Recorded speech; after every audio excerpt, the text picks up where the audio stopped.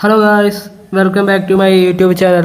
ഇന്ന് ഞാൻ വന്നിരിക്കുന്നത് മാരുതിയുടെ പുതിയ സെലേറിയുമായിട്ടാണ്. പഴയ സെലേറിയിൽ നിന്ന് പുതിയ സെലേറിയിലേക്ക് വരുമ്പം അടിമുടി മാറ്റങ്ങളുമായിട്ട് തന്നെയാണ് പുതിയ സെലേറിയോ ഇവിടെ കാലുറപ്പിച്ചിരിക്കുന്നത്. എഞ്ചിൻ്റെ ഭാഗത്തേക്ക് വരുമ്പോൾ 1000 cc ഉള്ള 3 സിലിണ്ടർ എഞ്ചിനാണ് ഇതിനുള്ളത്. 66 bhp പവറും 89 Nm ടോർക്കുമാണ് സെലേറിയോയുടെ കരുത്ത്. 25 km മൈലേജാണ് കമ്പനി അവകാശപ്പെടുന്നത്. പുതിയ സെലേറിയോയിലേക്ക് വരുമ്പോൾ അതിൻ്റെ ഗ്രില്ലും ഹെഡ്ലൈറ്റും ഫോഗ് ലാമ്പ് യൂണിറ്റും ഒക്കെ മാറിയതായി നമുക്ക് കാണാം. അത് വളരെ ഭംഗിയായി തന്നെ മാരുതി ഇവിടെ അവതരിപ്പിച്ചിട്ടുണ്ട്. ഹാലോജൻ ഹെഡ്ലൈറ്റും ഹാലോജൻ ഫോഗ് ലൈറ്റുമാണ് പുതിയ സെലേറിയോയിൽ വരുന്നത്. DRL ഇല്ല എന്നത് ഒരു പോരായ്മയായി തോന്നുന്നുണ്ട്. സൈഡിലേക്ക് വരുമ്പോൾ ഒരു സ്പോർട്ടി ലുക്കുള്ള 15 ഇഞ്ച് ബ്ലാക്ക് അലോയ്സും കാണാം. അത് വളരെ ആകർഷകമായി തോന്നുന്നുണ്ട്. ബാക്ക് സൈഡിലേക്ക് വരുമ്പോൾ അവിടെയും കുറേ മാറ്റങ്ങൾ കാണാം. പിന്നെ ഈ പ്രൈസ് റേഞ്ചിൽ അധിക വണ്ടിക്കുമില്ലാത്ത റിയർ വൈപ്പർ, ഡിഫോഗർ എന്നിവ സെലേറിയോയുടെ ഏറ്റവും ടോപ്പ് വേരിയൻറ്റിൽ അവൈലബിൾ ആണ്. പിന്നെ റിയർ ടെയിൽ ലൈറ്റ് ഹാലോജൻ ആയിട്ടാണ് വരുന്നത്. പിന്നെ വളരെ ഭംഗിയുള്ള മാരുതിയുടെ ലോഗോ ബാക്ക് സൈഡിൽ നൽകിയിട്ടുണ്ട്. ഇൻറ്റീരിയറിലേക്ക് വരുമ്പോൾ സീറ്റും ഡാഷ്ബോർഡും ഒക്കെ ബ്ലാക്ക് ഫിനിഷിലാണ് വരുന്നത്. അതിൽ ചിലയിടങ്ങളിൽ ക്രോം എലമെൻസും കാണാം. പിന്നെ ഫ്ലാറ്റ് ബോട്ടം സ്റ്റിയറിങ്ങിന് പകരം സാധാ സ്റ്റിയറിങ്ങാണ് സെലേറിയോയിൽ വരുന്നത്.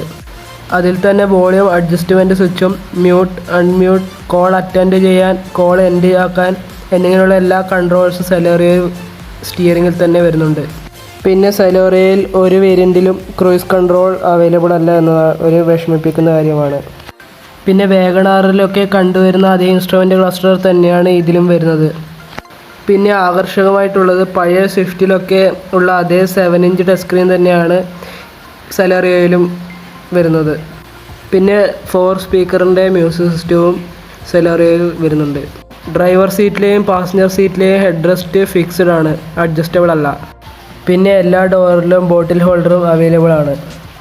പിന്നെ സെലേറിയോയുടെ എല്ലാ വേരിയൻറ്റുകളിലും ഓട്ടോമാറ്റിക് ക്ലൈമറ്റ് കൺട്രോൾ പകരം മാനുവൽ ക്ലൈമറ്റ് കൺട്രോൾ ആണ് ഉള്ളത്.